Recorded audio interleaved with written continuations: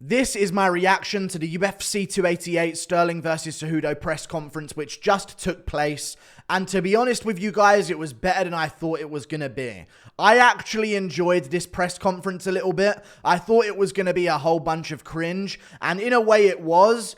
But at least there was some trash talk, because I was looking at the rest of the roster at the press conference and I thought to myself, okay, well, Belal Muhammad is going to get booed by the crowd. Gilbert Burns might say a couple of things that are interesting and get cheered by the crowd. But everyone else other than the main and co-main event are pretty much irrelevant at the press conference. And that's how it ended up being. I was just hoping the entire time that the people asking the questions would keep the questions to Sterling and Cejudo, because every time one of them started talking, they couldn't help but insult the other one, and every time one of them started talking, they couldn't help but butting in on the other one's speech and start going back and forth against each other. So I thought I'd go through some of the highlights of the press conference. I'll mention this at the start. TKZ was in the crowd, which was pretty interesting, to be honest with you guys, but let's start straight away with some of the big moments. So Cejudo immediately starts the press conference with saying that he's the champ and Aljo's the challenger. A classic move by anyone who was sort of like the former champion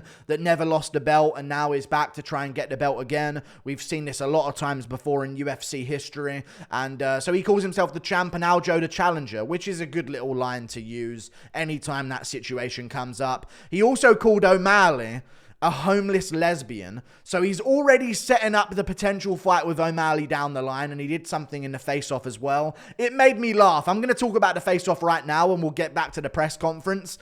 I forgot that Cejudo always does something at the face-off. I completely forgot about it. So I was taken off guard when he came out with the little like baby carrier thing, and he had little plushy cushions of Volkanovski, Aljo, and Sean O'Malley with dummies in their mouth, and he was kicking them into the crowd.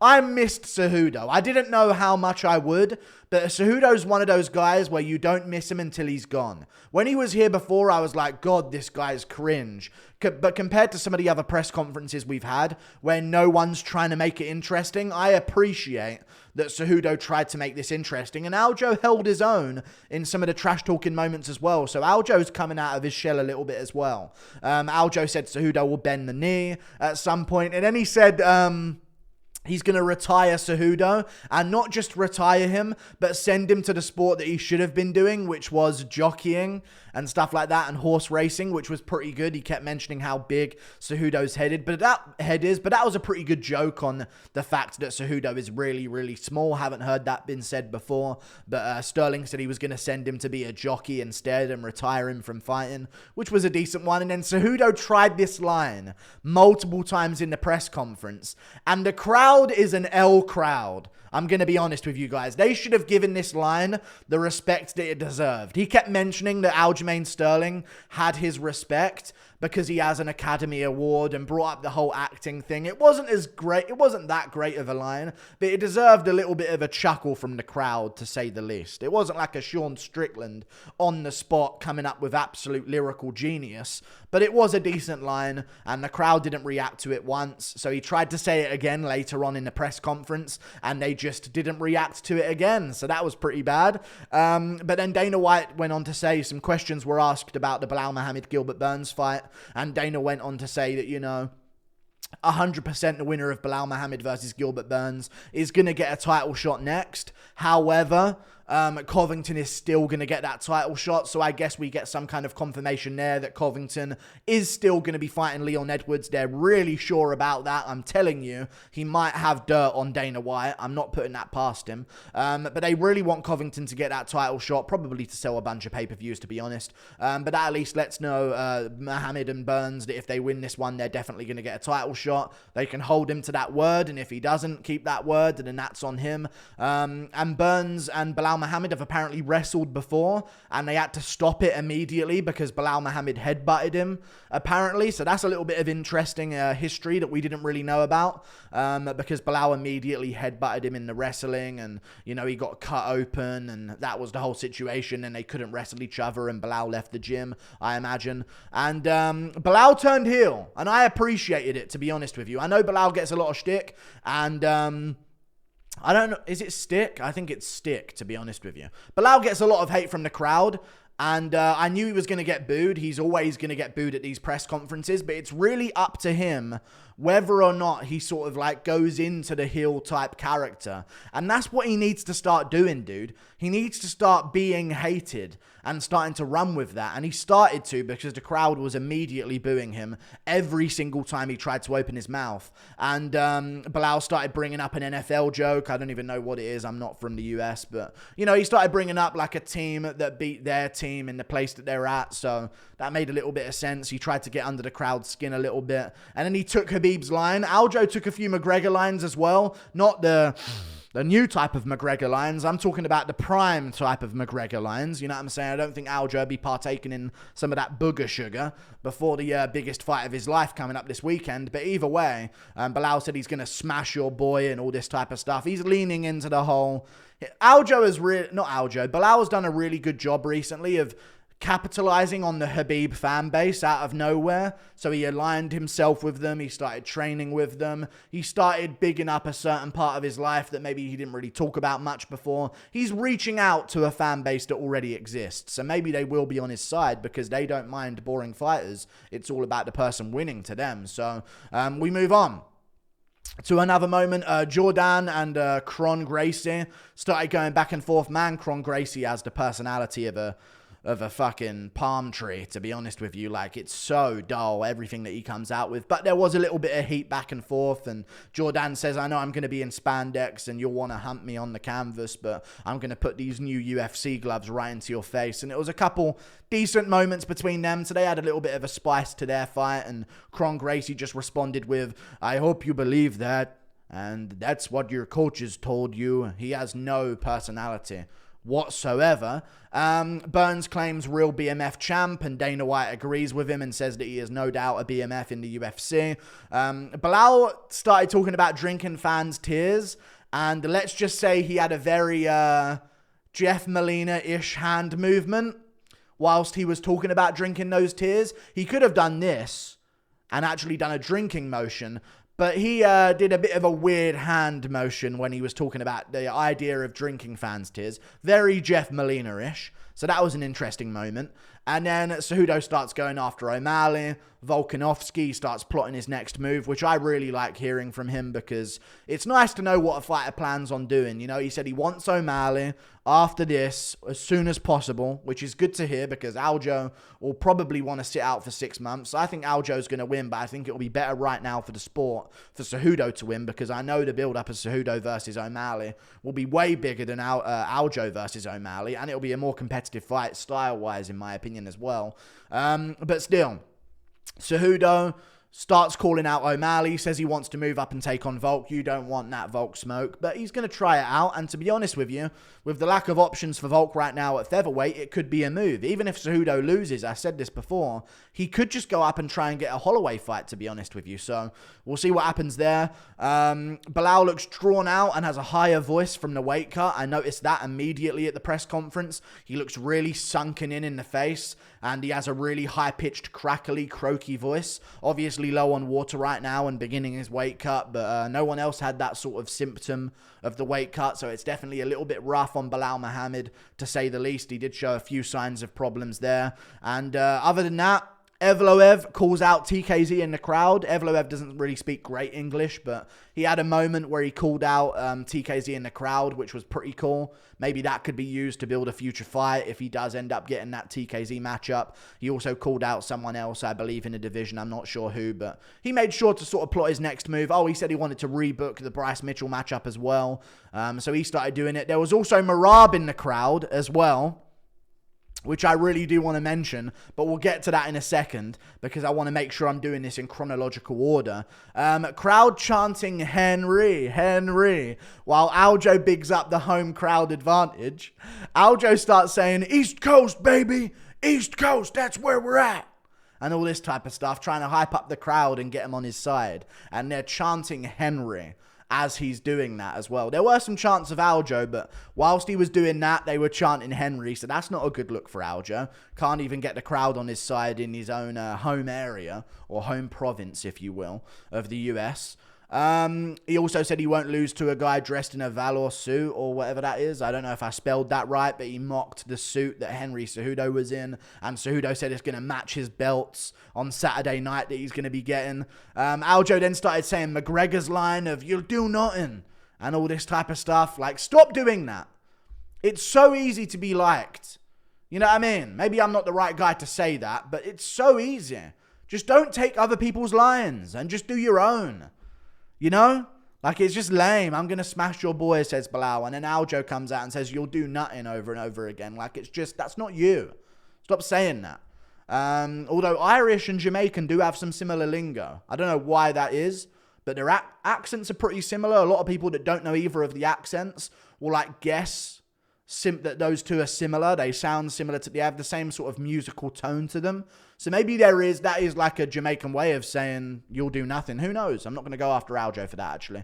I've just thought about that. There is a lot of Irish influence in Jamaica, I'm pretty sure. But either way, we move on.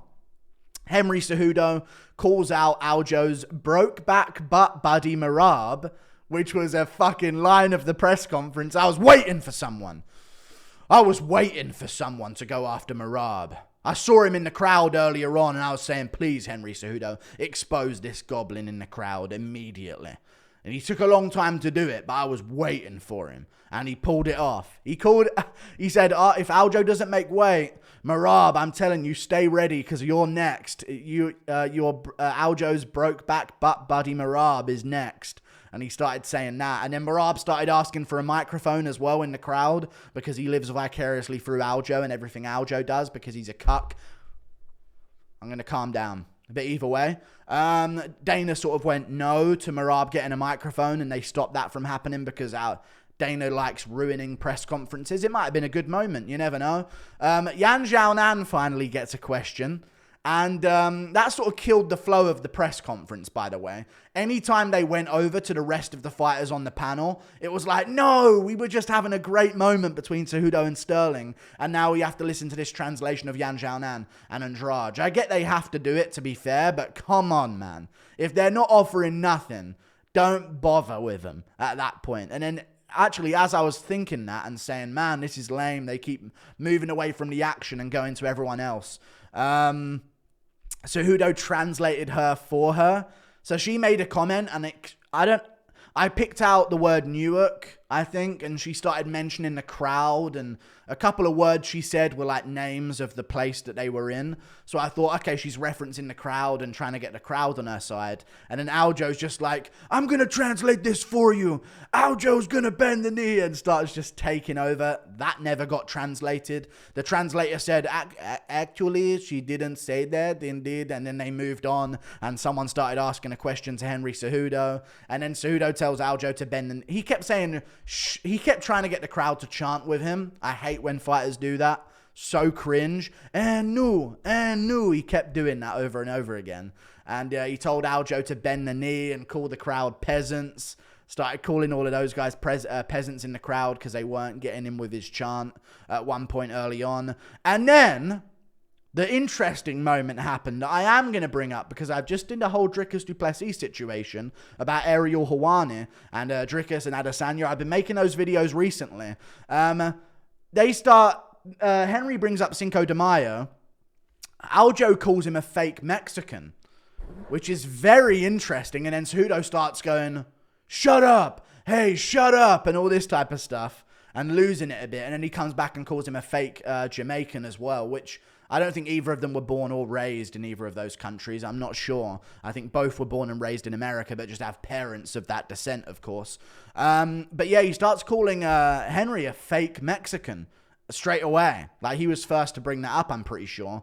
And that's interesting. I wonder if the MMA media are going to come down on Aljamain Sterling for literally saying Cejudo's a fake Mexican when he isn't. Well, when he kind of, I don't know. I'm not going to get into it because I'll be the target somehow of repeating Aljo's words. You know how the fucking world works nowadays. I wonder if the media is going to come down on Aljo, because Dricus didn't even say Adesanya and Usman were fake Africans. The media just said that he did and then went after him. And if you know the history of the US, certain parts of it used to belong to Mexico until the colonizers got there. So Aljo calling him that, I don't know, dude. I think we need a massive Ariel Helwani investigation. We'll see how it goes. Equal world, right? We'll see how it goes, to be honest with you. Weird that got brought up around this time, but I don't really care. I'm just joking. I just want to see how the media reacts because they are biased cunts. Let's be real. And then Aljo, moving on, he was right. He actually got Cejudo on something. I was surprised the chat didn't react to it live. Like, damn, Aljo cooked him. Because Cejudo was going off on his rant about his accomplishments. And then he ended with, and I've got better hair than you too. Like that at the end. And it was the cringiest line. And he said it like it was this big, massive, big punchline of his joke, of his stand-up comedy act that he was doing. And it fell so flat. And Aljo just said, this is what we're talking about with you trying too hard. If you just stopped it before the "and I got better hair than you" line, that would have been a good little moment from you, but you had to ruin it. And it was right, because he did just ruin it, because he was saying some cool stuff about his accomplishments and how easy he's going to make it look and all this. And then he said, and I got better hair than you too. And started doing all that to him. And it was just like, oh, you ruined it at the end, dude. But either way, there's a bit more. Henry got him back, though, immediately with the Marlon Moraes comment. Because I say this a lot, by the way. Because Henry doesn't really offensively grapple well to an effective degree. And it's one of the reasons why I'm actually picking Aljo in this fight. Cejudo has really good wrestling and great takedown defense. And he can get right back up when people take him down. But he doesn't offensively wrestle effectively ever in his fights, but he did end up on top of a gassed out and rocked Marlon Moraes, and it was a good time to get Aljo back, because Aljo started bringing up, who have you ever out effectively grappled? You don't do that. And he's right, but he did against Moraes once he was rocked and gassed out. So he said, Marlon Moraes, the guy who knocked you out in a minute, and he got him with that one, to be fair. And then Henry starts saying shut up a bunch more, and then I don't know if there really is a thing about Aljo having bad credit. Maybe the fake Mexican line really got to Cejudo, because he took it to a different level. And he starts, I don't know if this is entirely race-based here, but he starts calling out the credit score of Aljo. And I don't know much about America, but from the jokes I hear comedians make, there's a little correlation with credit score in America. Okay? So I don't know if Cejudo literally has no idea about the credit score of Aljo. That was definitely just because he's black, pretty much. And then it sort of went into a bit of a grey area in the press conference. And then immediately afterwards, he starts talking about his ashy ass skin as well. So it got to a bit of a heated moment. And then Cejudo and him went back to trashing each other. And he said, shut up. Hey, shut up, man. Shut up. And all this type of stuff, which he kept doing just to sort of drown out what Aljo was saying when he didn't have a line prepared. And then he said the Academy Award line again, and Aljo got pissed by it. He actually got annoyed by it the second time around. Even though the crowd never reacted, Aljo because I know he got tormented online about that, about the whole acting thing for ages. And now Cejudo's bringing it back after it sort of disappeared for a bit. So he got annoyed by him bringing that back up. And then, of course, at the face-off, Cejudo starts bringing up, you know, you haven't beaten anyone, a guy with one arm, a guy who didn't have a corner, all this type of stuff. You fluked the way you got the belt and all this type of stuff that he started bringing up about Aljo. And then he brings out the plushie dolls of Volkanovski, O'Malley, Sterling, all with dummies in their mouth, and starts kicking them into the crowd. And then does his little scream. Yeah! That he does every time. I missed Cejudo, man. And Aljo stepped up and made it entertaining as well. So I think they actually positively helped sell this card. I see a lot of people online saying, who cares anyway? Lol, boring press conference. There have been press conferences where no one has talked trash, and it's just been simple, basic answers from everyone respecting each other. And those are the worst press conferences ever. They really are. But at least there was some chaos in this one, and that's what I missed. So I respect Cejudo and Aljo for actively trying to make it entertaining. We'll see how it goes. Like and subscribe. Thank you for watching. Dober and Frivola should have been there instead of someone else at the press conference. That Justin Bieber Brazilian guy definitely shouldn't have been there. Put Dober up there, you know what I'm saying? Let him back up Cejudo when Aljo starts piping up. I'm joking. Like and subscribe. See you later. Goodbye.